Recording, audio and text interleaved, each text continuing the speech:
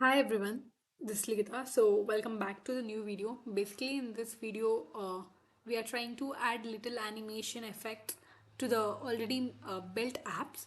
So I made this app for my personal day-to-day financial tracking. So I just wanted an app that I can track my income and expenses.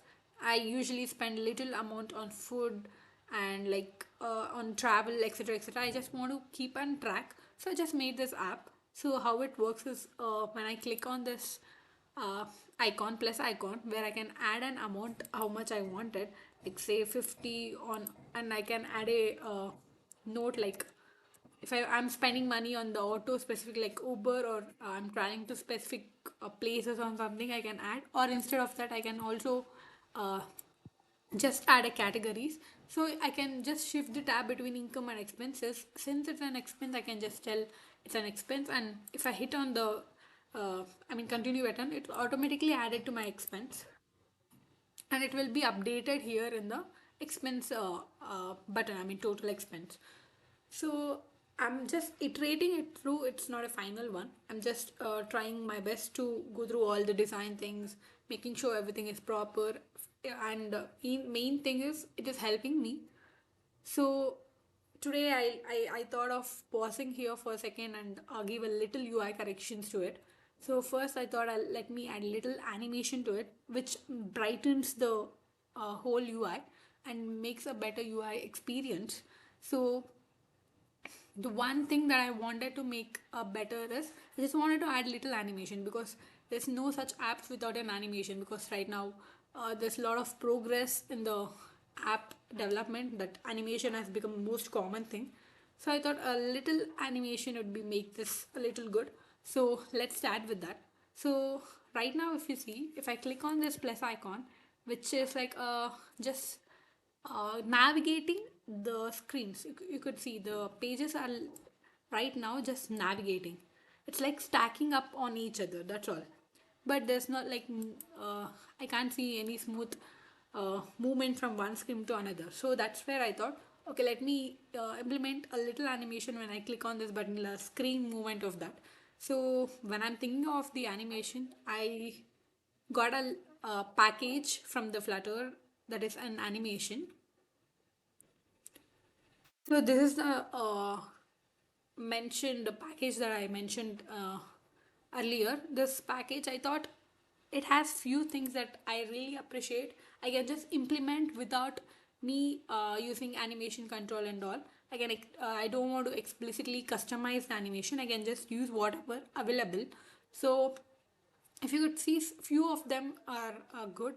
There's a lot of other animation, and the one thing that I liked is this container transformer, which is nothing but the one you're seeing right here, which is taking time. So the one here, if you could see, the as soon as the click of the button, it is like slowly transaction. Changing the state of the button. It's like a popping the screen up. So I just wanted to replicate this. I wanted to get this animation and put it in my app. So for doing that, I'm basically going into installation guide and I'm just installing it. I'll just copy this and paste it in the terminal. So back in the code, I'll just go to terminal and make sure I'm pasting this and I'm installing the package that I want until it get installed. So let me give you a brief explanation like how it actually works. So right now, this is kind of a widget tree or a structure of the app. So if this is the app, I have two major screen. One is an home screen, another one is an transaction screen that we just saw. And whenever I want to move from one screen to another, I am using a button that you could see, the plus icon. That is nothing but floating action button. Through that, I'm just navigating or pushing the screen from home screen to transaction screen, right? So, what I want to implement here is it's just a little animation that is like expanding off from one screen to another. It's like a one movement, continuous movement. So to do that, I am utilizing an animation package, where I'm using this container transformer. I just want to transform it like a smooth design. So I wanted this thing, okay?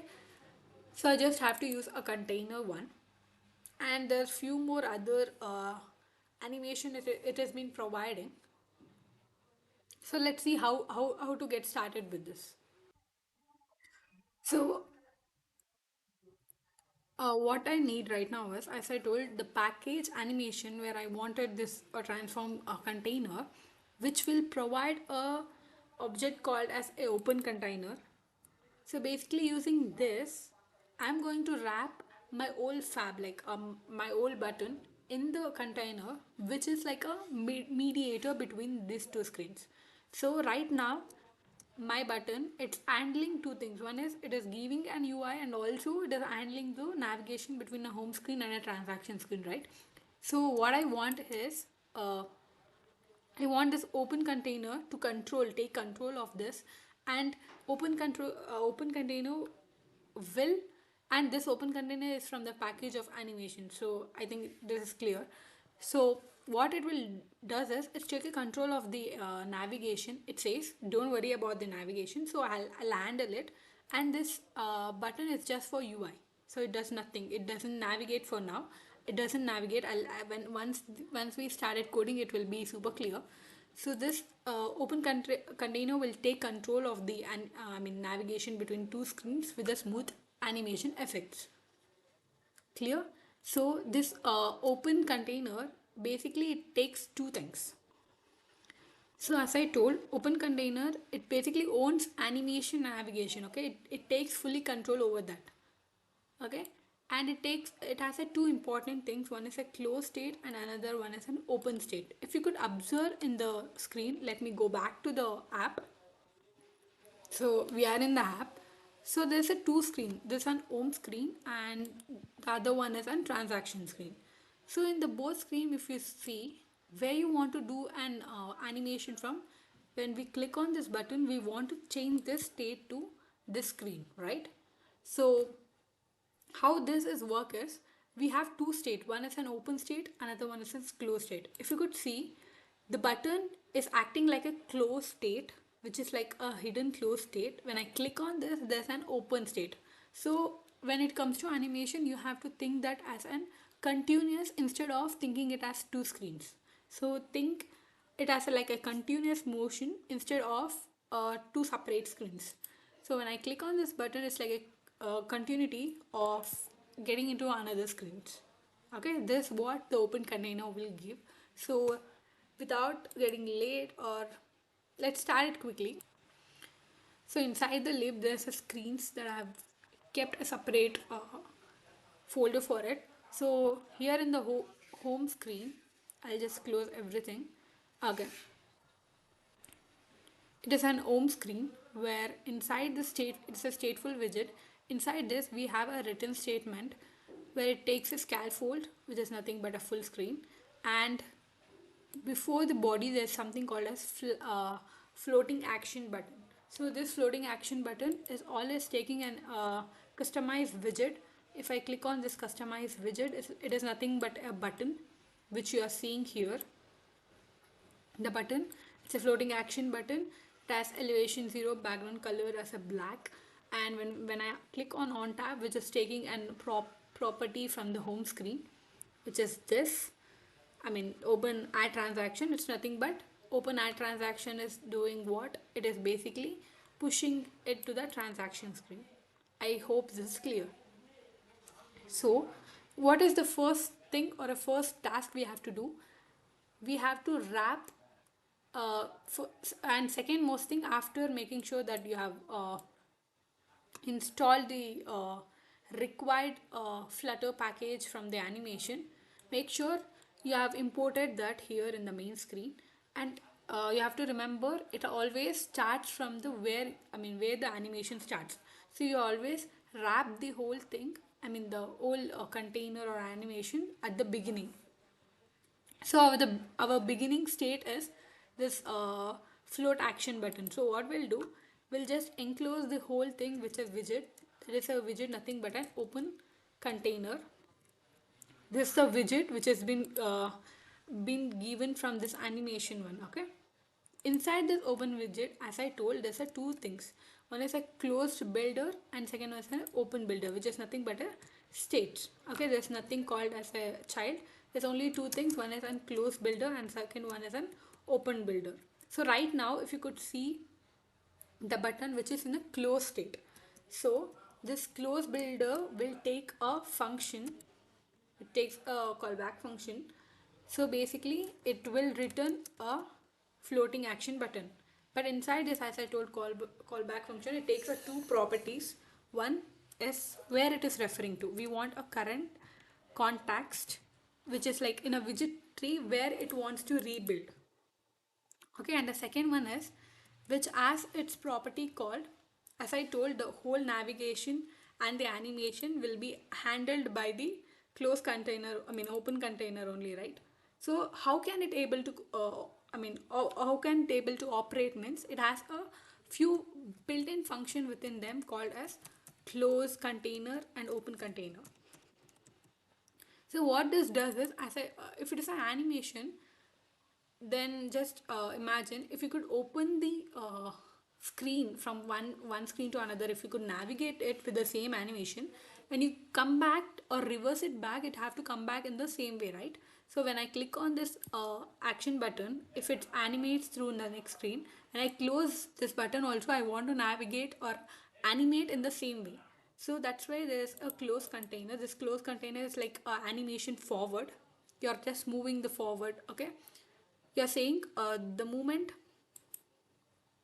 when it is like clicked or close build, that is nothing button, float action button is clicked, and when we click on a back, we just wanted to do a close container, we're just closing it.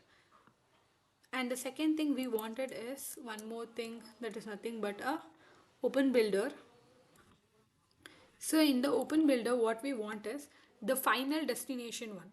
So if the fab button is a starting point, what is the ending point we have to achieve? That is nothing but a transaction screen. So it returns a transaction screen.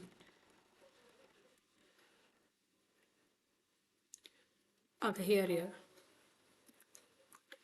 Then, as I told, it takes two things. One is context, another one is an depends upon where you are.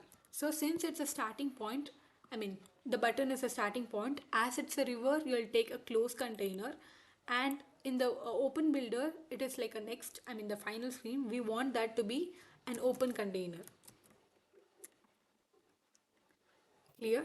So these are the functions. It's like help for the reverse animation and also it's like a forward animations.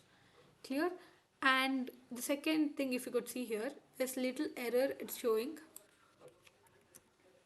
because it is expecting a end. Okay, if I click right now, it doesn't do animation because it doesn't animate properly because it's just a normal. Why it is not animating?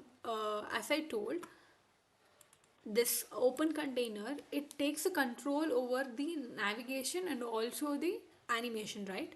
But right now, if you could see in the floating action button, we are performing this on tap open transaction. This is a function which is basically pushing or navigating to the another screen. So we are letting the child of the open container to perform the action or the the navigation. So always remember, you should not let the child of the open container to navigate. So it should take a control over it, right? So instead of this, I'll just remove, instead of giving a random function, I'll just give a close container. So what it have to do, it perform this function. So whenever I click on this, it have to go. See, now there's a little smooth animation you can see. And there is also few property that I can apply on this open container, like, see, if you could see, there's a little elevation to it. I can just make the elevation as, which is an open elevation, make it as 0. So then that small elevation will be, should go. Just refresh it. So And one mistake, that is not an open elevation, it's a closed elevation, because if this is an open one, it's an open state, and this is an closed state. So we want this closed state elevation to be zero. So understand the concept. So the closed state elevation we made zero, and if you want this animation to have little transaction state or a duration to see how actually the, I mean, if you want to slow down the animation, you can just write a transaction duration which takes a duration object, which can we can give a millisecond of like 400 to 500 to see how slow it can go. If you want still slow, you can just use a seconds for that also. You can just use seconds of 2 seconds, which makes a little slow. This is how the animation works. Okay, you can use and also one more thing, the animation type, I mean the transition type. Transition type, basically it takes a property that is nothing but a container transition type. And there's a 2 3 forms, that is like fade through. So just make sure you refresh it. This is how it works. So what I just did is, instead of me using a custom animation, which is also good, it is not bad. It is not that it's bad. It's just if you are beginner and if you want to implement few animation elements to your apps, this package is one recommended. In the next videos and all, we'll try to make this keyboard a little animated.